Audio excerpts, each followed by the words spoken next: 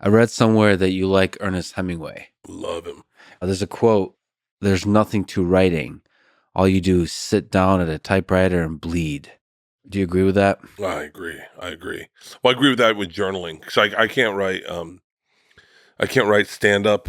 Like, I can't write a bit, but if I journal, I'll find something that I go just write. Kind of writing where the pen's moving faster than your brain, and they're kind of like doing it together. The thing I liked about Ernest Hemingway, this is so stupid. I'm a little dyslexic, and so I'm not a good reader, and so he wrote very simply. And it wasn't until after I read a bunch of Ernest Hemingway, I was working at Barnes & Noble, and this person said, "Don't you love his titles?" And I was like, "Yeah, Sun Also Rises." And they're like, "Yeah, but no, the sun also rises." And I was like, "Yeah, sun also rises." And they're like, no, the sun also rises." And I went, "Oh, yeah, that is fucking badass. Yeah." And then I'm like always late to the party with anything. And then that night we were all doing coke. And it was like 5 a.m, and we ended up on the roof of my apartment in Greenwich Village. And it's like, I'm a sunset guy. I grew up in Florida, but sunrises in New York are electric blue, like electric blue. And I was like, the sun also rises. Yeah, he was so good with just a handful of words. Yeah. The simplicity, the choice of words. Like, basically his process is carving down. Write drunk, edit sober. Write drunk, edit sober. Yeah. But he was good at a small amount of words to get a point across. I'm the exact fucking opposite. Well, he's also said the first draft of anything is always shit.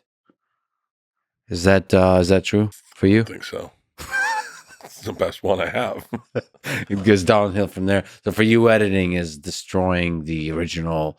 The first time genius. I tell it, it's perfect. It's perfect. It works. And then I go, great. And then I take it and I try to fix it and make it better and jazzier. I just joke and razzle dazzle about my daughters and I driving past a deaf child sign. And I just told it on stage. It just happened. And Louis was in the audience. He goes, "I love that joke." I said, "Really?" He goes, "Yeah." And I just told it. And I went, "Done." Louis C.K. says he likes a joke. It's in the special. Mm-hmm. And I tried to fucking razzle dazzle that joke into like a 15-minute bit. It got to the point where it was so bad that I told him, I did a podcast with him. I said, "What did you like about that joke? Because I can't get it to work anymore." Mm-hmm. He goes, "It was just simple. It was simple that your daughter didn't know how they'd figure out where deaf kids lived." I went, "That's it?" He was like, "Yeah." I was like, "Nothing about gun control?" And he was like, "Huh?" I was like, "Oh, fuck, man. I really fucked that joke up." And then I had to go back to the beginning of it. But that first time, that's when the joke comes out purest for me. And then it's always chasing back to get that first telling. Some jokes are different. Like The Machine, obviously, was a much longer story, and Escape Room for this one.